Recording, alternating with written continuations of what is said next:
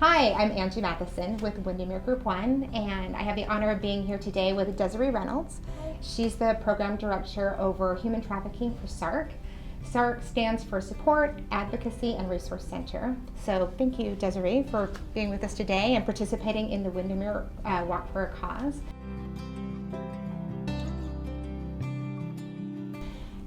Tell me a little bit about SARC and about what it is that your organization does for the community.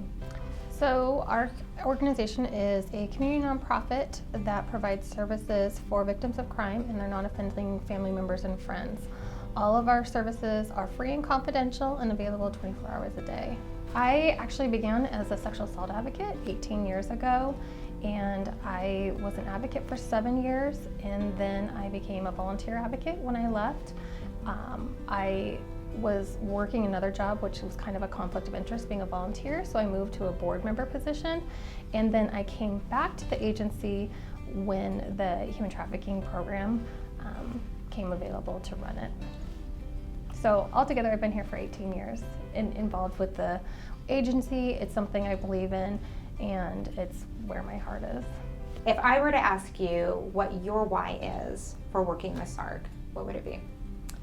We recently just talked about this as an agency, and it kind of came to a consensus for all the employees that work here that people just wanted to know that people aren't alone in the community, that there's support available for them.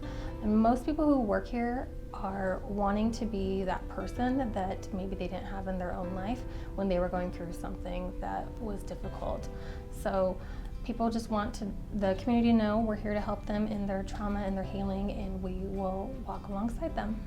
How long has SARC been here in the community? SARC has been around for over 40 years. The inception of SARC began because 3 ladies in our community decided there was a gap in service when it came to sexual assault victims, and they wanted to make sure that people were feeling supported, and so they created an agency which was originally called Rape Relief. In 1993, it changed to the Sexual Assault Response Center, and then in 2006, we received a pilot project from the state that was called Crime Victim Service Center. And so we started servicing victims of all crime aside from intimate partner domestic violence. And so in 2012, we changed the agency name but left the acronym to more accurately reflect what services we were providing. So that's why we are the Support, Advocacy, and Resource Center now. Okay.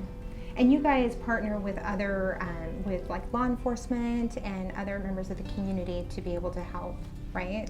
We do. We look at everything as a multidisciplinary approach. So we have community partners such as law enforcement. We work with local hospitals, other nonprofits. We work with DCYF.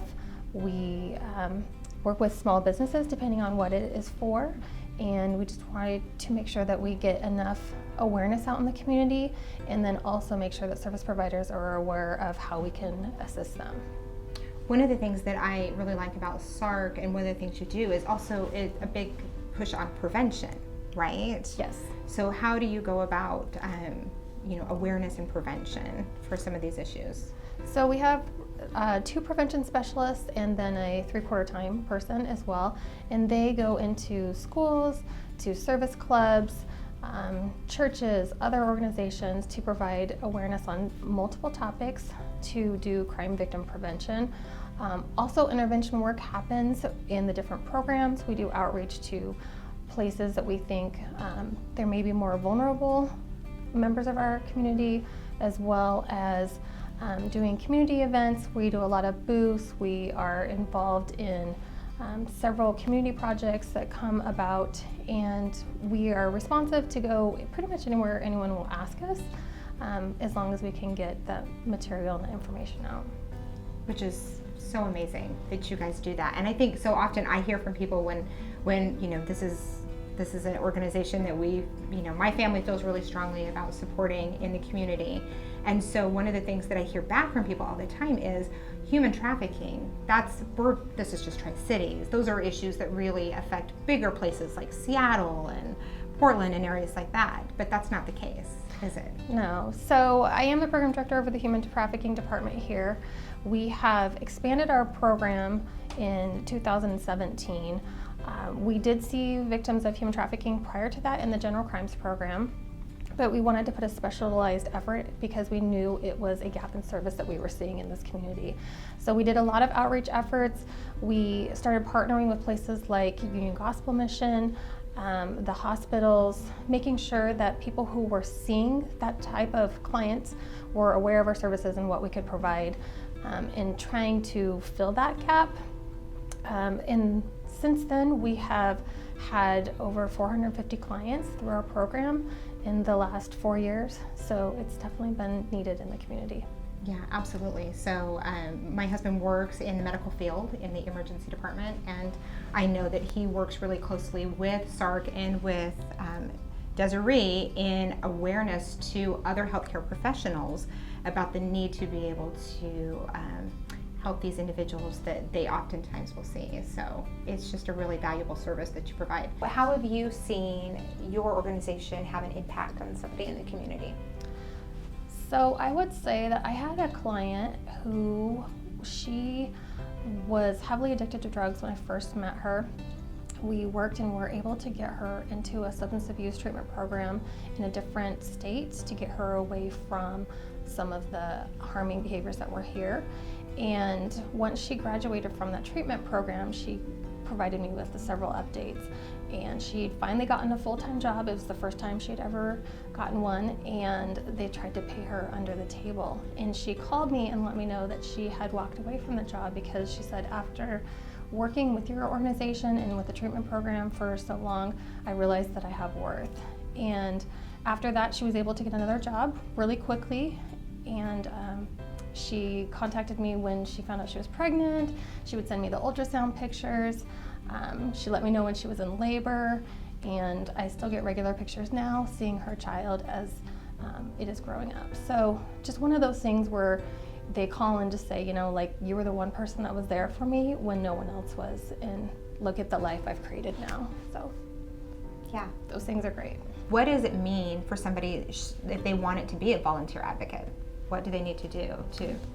Okay, so we are nationally and state accredited, which means you have to go through a 32-hour core training. It is over a few weekends and a few weeknights. We do those twice a year, and then you have to do an additional 12 hours of training each year to stay as a volunteer. If you want to work in the human trafficking program, we require an additional 6 hours that is through me, and we have different opportunities available for volunteer work in the trafficking program. And then that means that if you are a volunteer advocate, those after-hour calls, which during business hours and things, those calls come to you, right? But then after hours, those volunteer advocates would get those calls to help and be a resource. Yes. Correct? Yes, and if there's any type of emergency that comes up that is a volunteer feels like is out of their realm, there are staff supervisors available as backup. So somebody out in the community that just really wants to help and support the services that you provide, how would they go about doing that? What kinds of community help do you need? So there's lots of different ways. So the number one thing is people can follow us on social media, share our posts. Lots of times we will put up things that are donation items that we need for our clients. Mm-hmm. So if you would like to be a part of the helping with the solution, but you don't have time to be a volunteer advocate, you can donate items that are regularly posted. We do booths and community outreach events. We are always looking for people to help us with that. We do have volunteer advocates that answer the calls after hours and on weekends, as well as respond to police stations and hospitals as needed. And really just help us get the word out. So we appreciate it. Anybody who has special skills, so sometimes we may need somebody with HR skills to work with a client on their resume, for instance. We have had people who've come in and just wanted to do maintenance help, so they've done weeding. We do have bigger groups that'll come in and help with bulk mailings. So it kind of depends on how much time the person has, what they would like to offer, but we can usually find something for everyone. if somebody wants to help, how would they go about doing that? So following you, but would they contact you directly? Like, how would they go about saying, like, hey, I've got a few hours of service that I would love to help provide? Sure, they can just contact the office. The crisis line, which is the 24-hour number, is Okay. 509-374-5391. So just call the office and let us know what you're looking for, and we will try to accommodate that. What are some of the donation items that you seem to be regularly needing? I know that we've kind of talked about this before, and a lot of things like blankets and comforting items, right? Yes. So blankets are something we go through a lot of, especially for our adult clients or our older teen clients. It's a way that people can feel like they're getting a hug, but without being physically touched, especially if they've been through a crime where that makes them uncomfortable.